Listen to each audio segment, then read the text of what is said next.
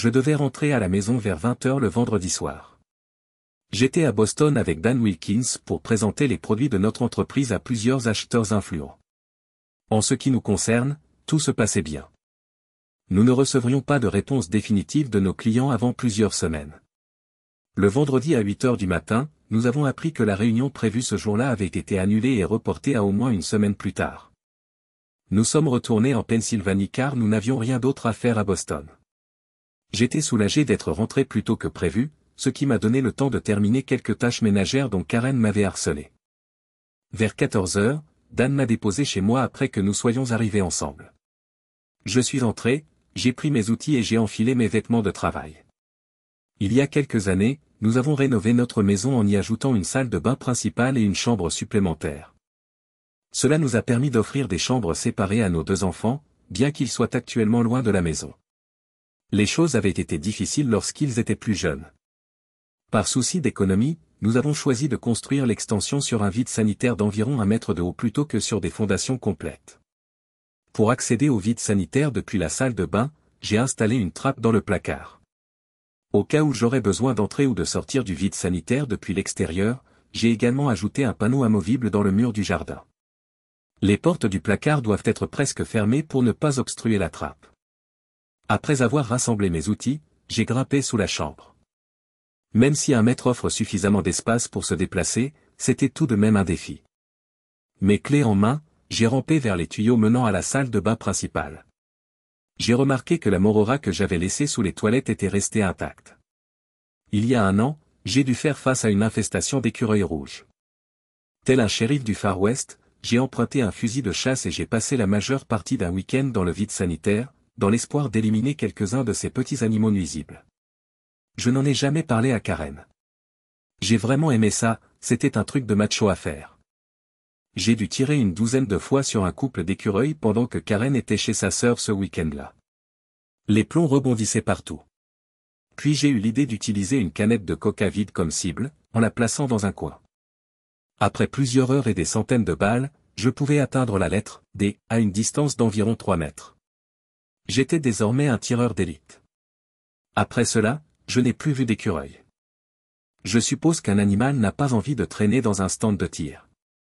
À la fin du week-end, j'étais fatigué de ce jeu, j'ai laissé de la morora et j'ai utilisé du ciment pour sceller l'ouverture par laquelle il s'était glissé. J'essayais maintenant d'enlever un drain rouillé sous la baignoire. Chaque fois que nous prenions une douche, l'eau remplissait lentement la baignoire parce que le drain était obstrué, et aucun nettoyage ne pouvait résoudre le problème. J'étais prêt à prendre le problème à bras-le-corps, à démonter le tuyau et à le remplacer ou à le nettoyer. Je me suis vite rendu compte que je devais m'écorcher les articulations sur quelques joints avant de pouvoir faire de la plomberie digne de ce nom. Je venais à peine de commencer que j'ai entendu des pas interrompre mon travail. Personne d'autre n'aurait dû se trouver dans ma chambre, et Karen n'était pas encore censée être à la maison. Lorsque j'ai débranché la conduite d'évacuation, je l'ai vue dans la douche, puis j'ai senti une petite inondation se produire. J'ai rampé vers la trappe pour l'avertir de ne pas utiliser l'eau de la salle de bain. Alors que j'atteignais la trappe, j'ai entendu une voix d'homme. C'était vraiment étrange et j'ai commencé à me sentir mal à l'aise. J'ai lentement grimpé dans la trappe, déplaçant le haut de mon corps dans le placard. J'avais presque fermé la porte de la salle de bain pour ne pas être vu. Karen se déshabillait négligemment, c'est du moins ce que je pensais, jusqu'à ce que j'aperçoive Carson Herzog debout à côté de notre lit. J'ai compris que si je n'agissais pas rapidement, ma fidèle épouse perdrait son titre. Carson sourit en déboutonnant son pantalon et en enlevant sa chemise. « J'adore te rencontrer, Karen, dit-il. Tu es très séduisante et bien enveloppée. J'aime faire l'amour avec toi. » J'ai alors réalisé qu'il était trop tard pour arrêter cette trahison. Ce n'était pas un incident isolé. Karen a grimpé dans le lit, souriante et complètement nue. « Dépêche-toi de me pénétrer. Nous avons environ 1 heure devant nous, dit-elle. Ensuite, je dois ranger et me préparer pour le retour de Tim ce soir. Je peux encore le faire plusieurs fois en 1 heure. Je me considère comme un homme raisonnable, mais ma colère s'est rapidement accrue. Mes jambes ont commencé à trembler et mon visage a rougi, ce qui arrive toujours lorsque je suis extrêmement contrarié. Karen sourit et dit, « On dirait que tu as vu juste, Carson. Utilise-moi comme tu veux, tant que j'ai le temps de nettoyer après. J'aime tout ce que tu me fais. » Je veux que tu gardes mon jus en toi aujourd'hui, murmure le vieux Carson, assis nu à côté de Karen et caressant sa poitrine. Timmy dîne-t-il dans votre petit restaurant ou peut-il faire le ménage en rentrant chez lui? Karen rit et dit, Tim est en fait un mangeur expérimenté. Je ne veux tout simplement pas qu'il ait des soupçons. Il exploserait s'il découvrait notre existence. Je ne veux pas lui faire de mal de toute façon. Tu es une petite femme adultère, dit Carson en riant. Tu crois que je suis aussi stupide que ça, ou tu le es vraiment? Tu ne serais pas allongé avec moi dans ce lit en ce moment même si tu ne voulais pas lui faire de mal. Je tiens à Tim autant que toi. Carson, ce n'est pas vrai, objecte Karen. Il subvient à nos besoins et est un parent et un mari merveilleux. Tout ce dont j'ai besoin dans ma vie, c'est d'un peu de frisson. Je préfère ne pas le perdre. Je l'adore. À ce moment-là, Carson avait déjà pris ce qu'il désirait. Je ne me plains pas, mais je trouve que vous avez une façon particulière d'exprimer votre amour pour votre mari, dit-il. Dites-moi que vous aimez Tim et regardez-moi dans les yeux. C'est tellement incroyable, Carson, ronronne Karen. Oui, j'adore Tim, mais j'adore aussi la façon dont tu me traites. Je désire les deux. Mes genoux ne tremblaient plus et mes pensées commençaient à s'éclaircir. Ma colère était montée d'un cran et je me sentais étrangement à l'aise. Je me suis demandé si c'était ainsi que les meurtriers se sentaient avant de tuer. Carson a dit, je ne te donnerai pas ce que tu veux à moins que tu me promettes de le garder à l'intérieur pour que Tim puisse nettoyer après nous. D'accord. Je le ferai. Tim ne verra jamais la différence parce qu'il est si naïf. Il croira simplement qu'il m'a fait mouiller. Maintenant, s'il te plaît, donne-moi tout ce que tu as, supplie Karen. Je suis redescendu dans le vide sanitaire et me suis dirigé vers le panneau extérieur pendant que Carson s'adonnait à son passe-temps favori. En faisant le tour de la maison, j'ai remarqué que le 4x4 de Carson était garé dans l'allée. Il n'y avait aucune trace de la voiture de Karen, ni dans l'allée ni dans le garage, elle devait donc être venue avec lui. Je me suis agenouillé près de la roue arrière et j'ai pris un marteau. J'ai percé un trou directement dans le pneu à l'aide de la mèche préinstallée. Le pneu a sifflé brusquement, puis s'est entièrement dégonflé. Quelques secondes plus tard, les 4 pneus étaient à plat. J'ai également percé la roue de secours fixée à l'arrière pour être complet. Ensuite, j'ai fait le tour de la voiture et j'ai brisé toutes les vitres et tous les phares. Et j'ai commencé à me sentir un peu mieux pour la première fois de la journée. Mon voisin m'a permis d'accéder à sa maison en cas de besoin, et il garde une clé supplémentaire sur le pas de sa porte. J'ai donc ouvert la porte et appelé Carson. Je le connaissais bien, nous étions des amis proches de lui et de sa femme. Nous étions très proches et Karen travaillait avec Carson. Je crois que je n'ai jamais compris à quel point il était proche. J'ai couvert le haut-parleur du téléphone avec une serviette que j'ai prise sur le support près de l'évier. Lorsque Dottie a répondu, je me suis présenté comme une voisine qui venait de voir un homme détruire la voiture de son mari devant la maison de Tim Stewart. Après cela, j'ai raccroché, je suis sorti et je suis retourné dans le vide sanitaire avec la perceuse et le marteau. Les outils que j'avais utilisés pour détruire la voiture traînaient partout, et je ne voulais pas que quelqu'un les trouve et m'identifie. Rétrospectivement, je me suis rendu compte que je n'étais pas particulièrement doué pour la logique en ce moment. Qui serait le premier suspect, après tout? Le conjoint trompé et en colère. Dans ma propre allée, la voiture avait été accidentée. Je me glissais jusqu'à l'étagère où je rangeais mon fusil de chasse et le sortis du sac plastique hermétique que j'utilisais pour le garder sec et propre. Je savais que Karen était bien trop occupée pour répondre au téléphone lorsqu'il a sonné plusieurs fois chez nous. Je n'arrivais pas à comprendre le message que le répondeur avait enregistré. Mais Dottie devait être la bonne. Elle se rendait ensuite chez nous, à quelques rues de là. D'en haut, je pouvais entendre les halètements et les gémissements tandis que je glissais vers la trappe. J'ai grimpé dans le placard et j'ai regardé par le petit interstice de la porte de la salle de bain.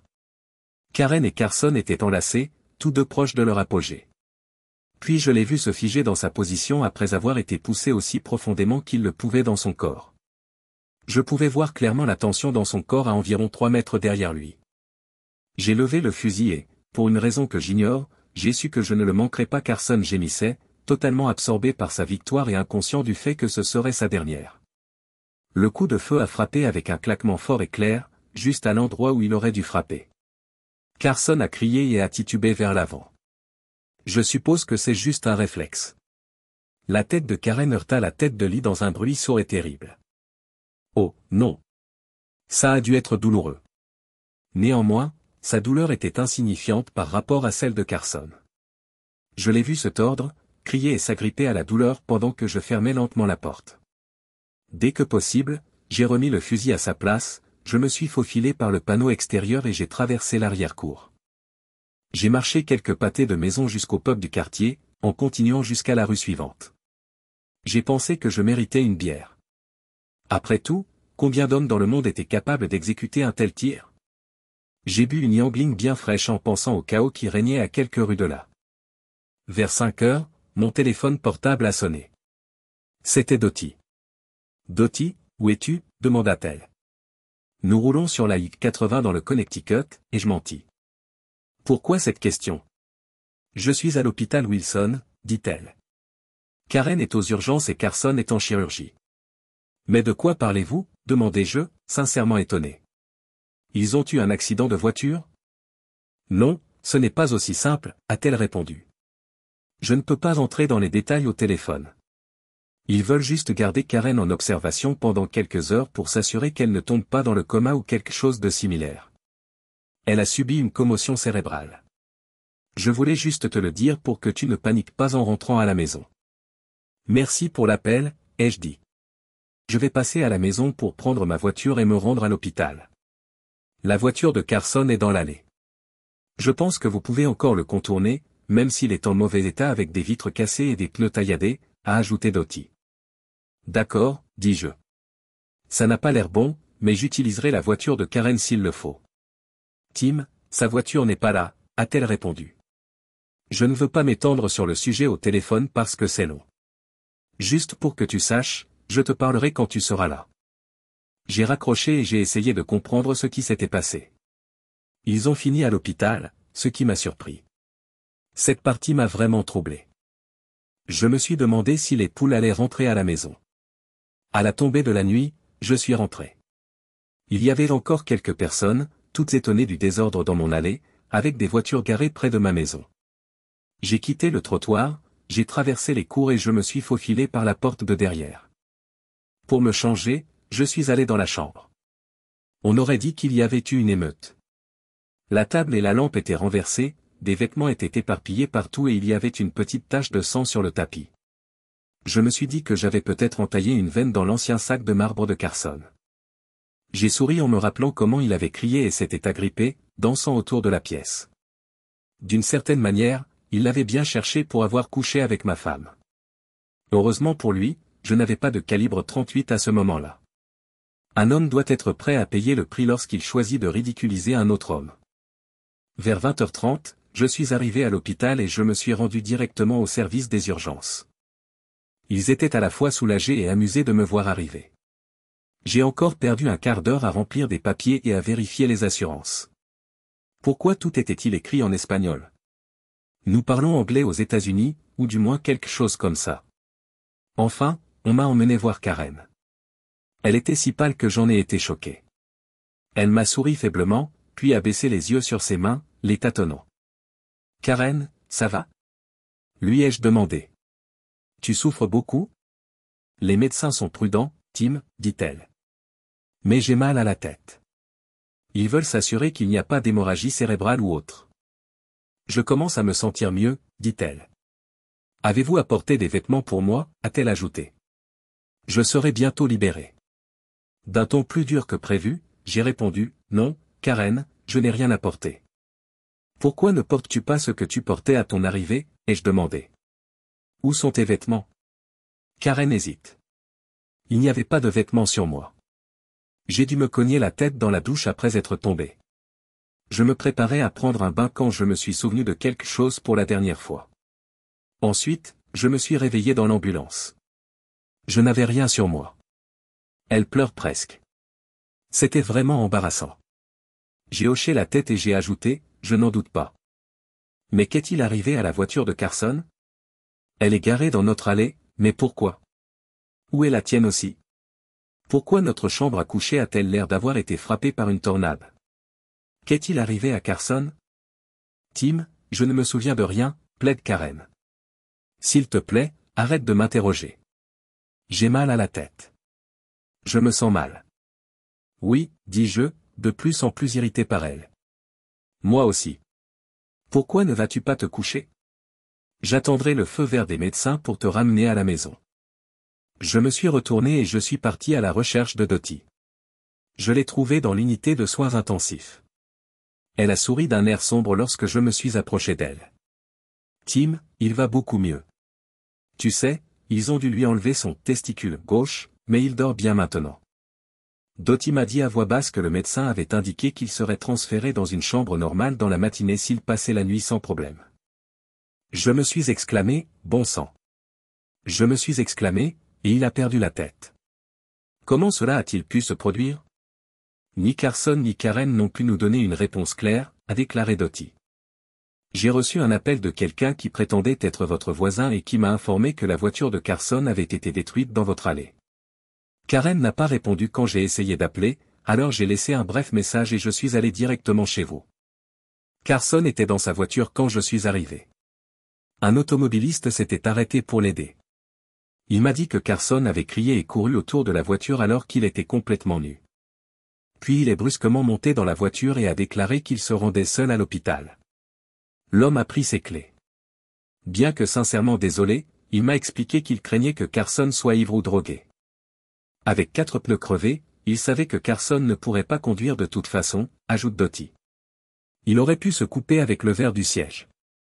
Nous avons utilisé un téléphone portable pour appeler une ambulance. L'homme qui s'est arrêté pour aider Carson s'est soudain mis à jurer. Quand j'ai levé les yeux, j'ai vu Karen tituber dans l'allée en sous-vêtements. Qu'est-ce qui s'est passé? Ai-je demandé. A-t-elle dit quelque chose? Dottie a répondu, rien qui n'ait de sens, Tim. Elle gémissait et se tenait la tête. Après l'avoir convaincue de s'asseoir, j'ai remarqué une grosse bosse sur sa tête. Depuis que nous sommes ici, Carson et moi avons passé le plus clair de notre temps ensemble. Avez-vous parlé à Karen? Je lui ai dit, Karen ne se souvient de rien. En attendant des nouvelles, nous sommes allés prendre un café et avons continué notre conversation. Selon Dottie, Carson a affirmé que Karen et lui avaient déjeuné dans un bar à sushi et qu'ils pensaient que les fruits de mer qu'on leur avait servis étaient mauvais ou que quelqu'un avait trafiqué leur nourriture. Dottie, ai-je répondu sans embâche, j'ai eu quelques mauvais repas dans ma vie, mais je n'ai jamais perdu la mémoire, ou un foutu testicule, à cause de cela. Et alors? Il affirme que Karen s'est cogné la tête après avoir mangé des sushis et que sa voiture a été détruite. Oui, je suis au courant. C'est complètement absurde. Dottie sourit faiblement et ajoute, sans jeu de mots. Je ne vois pas de meilleure explication, et c'est la seule raison pour laquelle c'est à moitié crédible. Ils agissaient très bizarrement. Peut-être que Carson était en transe ou quelque chose comme ça quand il a eu un accident de voiture. C'est tout à fait possible, ai-je dit. Je commençais à craindre d'avoir de sérieux ennuis. Je pourrais éviter les ennuis judiciaires si Carson acceptait la responsabilité. J'avais agi sous le coup de la colère. Je ne le regretterais pas, pour être honnête, surtout si je m'en sortais, ai-je dit. Mentionnez-le à la police si elle le demande. Je ne pense pas qu'il soit illégal de détruire sa propre propriété. Nous avons passé 1 heure à discuter. Vers 10 heures, on m'a dit que Karen allait passer la nuit en observation. Après avoir dit bonne nuit à Dottie, je suis sorti. J'avais pitié d'elle. Elle ne méritait pas d'être dans cette situation, mais moi non plus. Peut-être juste un peu. Après tout, j'avais tiré sur la noix gauche de Carson. J'ai rangé mes outils et j'ai fini de réparer la canalisation parce que je n'arrivais pas à dormir. Puis j'ai jeté la perceuse, le fusil et le marteau dans le fleuve Delaware, comme un mafieux de roman à 10 sous. J'ai fait semblant d'avoir des nouvelles de la police, mais ce n'était pas le cas. J'ai changé les draps et rangé la chambre. Enfin, j'ai préparé le lit de la chambre d'amis et j'y ai passé la nuit. À 9 heures du matin, le téléphone a sonné alors que je dormais encore. C'était Karen. Tim, je peux rentrer à la maison maintenant. Tu peux venir me chercher? Apporte-moi des vêtements, s'il te plaît. Je l'ai aidée à aller dans la chambre après l'avoir ramenée chez elle. Elle tremblait encore sur ses pieds. Je l'ai mise au lit après l'avoir aidée à enfiler un pyjama. Elle a passé la majeure partie de la journée à dormir. Vers l'heure du déjeuner, Dottie m'a appelé et m'a assuré que Carson irait bien. Il serait libéré dans quelques jours. Après réflexion, j'ai décidé que je me fichais qu'il se rétablisse ou qu'il achète la propriété. Cet homme était un vrai salaud. Karen m'a appelé après que j'ai raccroché. Comment va Carson? Qu'est-ce qui lui est arrivé? Karen, on dirait que personne ne sait vraiment ce qui s'est passé, ai-je répondu. Carson n'aura plus qu'un jeu complet, mais il survivra. J'ai gardé un œil sur elle pour voir comment elle réagirait à la nouvelle. Elle a simplement fermé les yeux et pleuré en silence. Puis elle s'est rendormie. Plus tard dans la nuit, j'ai préparé une soupe et je la lui ai donnée. Elle parlait beaucoup plus et sa couleur s'était améliorée. Mais le problème, c'est qu'elle parlait beaucoup sans dire grand-chose. Pas un mot sur la façon dont Carson et elle avaient tout gâché. Tim, tu vas bientôt te coucher? Elle sourit en demandant, tu as manqué. Je me souviens encore du son de sa voix, assurant à Carson qu'il pouvait lui faire tout ce qu'il voulait, ainsi que de la photo de lui sur elle. J'ai alors réalisé que je ne dormirais probablement plus jamais avec elle, et encore moins dans notre chambre. J'ai répondu, non, je vais regarder la télé. Fais une sieste. Demain, tu te sentiras mieux. Je suis allé dans la chambre d'amis, j'ai éteint la lumière et je me suis endormi. Le soleil était déjà levé lorsque je me suis réveillé, et Karen se tenait à côté de mon lit. Elle avait l'air de bien récupérer. Tim, pourquoi as-tu dormi ici? Demanda-t-elle. Je voulais que nous partagions un lit, ai-je répondu. Karen, je pense que je vais rester ici quelques nuits. Tu as besoin de retrouver tes forces et ta mémoire. Je ne voulais pas vous épuiser. Karen m'a regardé d'un air renfrogné et s'est éclipsée de la chambre. J'étais trop effrayé pour la regarder et je n'avais pas la force de lui parler. Je crois que c'est ce qu'elle a ressenti. En fin de compte, la police a déterminé que Carson avait fait une dépression et avait détruit son propre véhicule. Il n'a pas essayé de les persuader du contraire. Je suppose qu'il a compris que s'il résistait trop fortement, il se mettrait tout simplement en cause et rendrait évidente sa liaison avec Karen.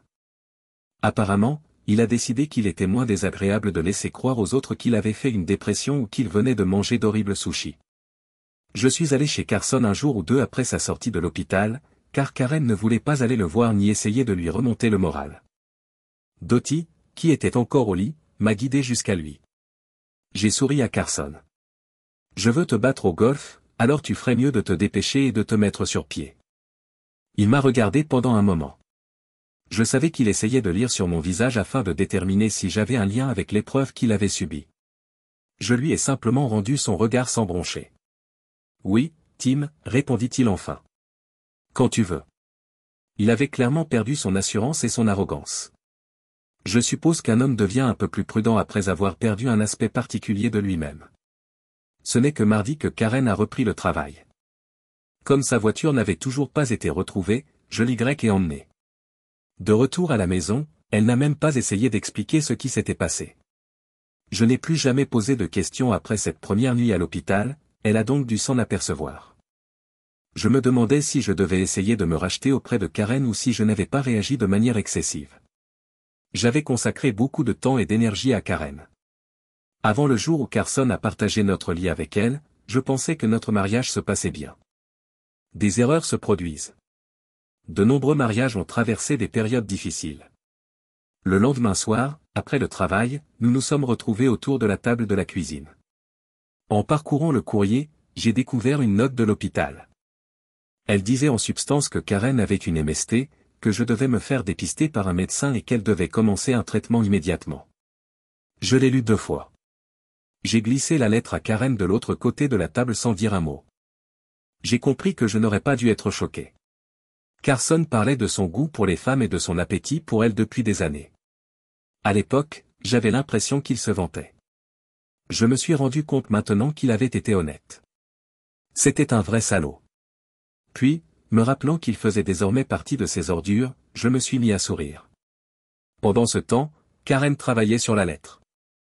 Je la voyais presque réfléchir. Aurais-je pu attraper quelque chose et le lui donner? Pourrait-elle au moins présenter les choses de cette manière, en donnant l'impression que je l'avais involontairement affectée et trompée? Elle pourrait utiliser le fait que j'ai été infecté contre moi. Mais le joker de son petit jeu? La tricherie ne m'a jamais traversé l'esprit. Et si j'avais contracté l'infection, c'était par ma femme dévouée et affectueuse. Elle sourit et dit, eh bien, il semble que tu sois revenu de l'un de tes voyages avec plus que tu ne l'avais prévu. Vous avez dormi dans la chambre supplémentaire, ce qui est logique. J'ai pris ma décision à l'instant même où elle l'a dit. Elle voulait que je contracte le virus. Pour gagner la partie, elle voulait me faire porter le chapeau. Elle n'a jamais envisagé la possibilité que j'ai été fidèle depuis le début. Les individus imposent souvent leurs propres caractéristiques aux autres. Un cambrioleur croit que tout le monde vole. Et un menteur? Apparemment, il croit que tout le monde triche. Samedi matin, j'ai jeté les résultats négatifs de mon test sur la table de la cuisine devant Karen. Lorsqu'elle a lu le rapport, sa main a tremblé. J'ai alors jeté un autre morceau de papier devant elle. J'ai demandé le divorce. Karen m'a supplié de changer d'avis, affichant une émotion sincère pour la première fois depuis longtemps. Elle a admis être tombée sous le charme de Carson, mais a insisté sur le fait qu'elle m'aimait, moi et moi seul. J'ai décroché le téléphone lorsqu'il a sonné. Karen s'est arrêtée de parler pendant que je parlais. C'était Dottie. Tim, j'ai reçu le rapport de l'hôpital concernant le problème de Carson, enfin, tu sais, qui comprend d'autres détails. J'ai fait un test de dépistage des MST, qui s'est révélé positif. Et toi, demande-t-elle. Et Karen? Je me suis arrêté un instant. Puis j'ai décidé que Dottie méritait de savoir. Je ne l'ai pas, Dottie. Mais Karen l'a. Quelle incroyable coïncidence, ai-je remarqué en réponse à son observation. Oui, Tim, c'est absolument incroyable, a répondu Dottie. J'ai pris ma décision et j'ai déjà commencé le traitement. Ce salaud va divorcer. Au fait, Tim, tu n'aurais pas d'un fusil de chasse dans les parages? Dottie, j'ai des bagages à faire. J'ai dit, bonne chance, et j'ai raccroché.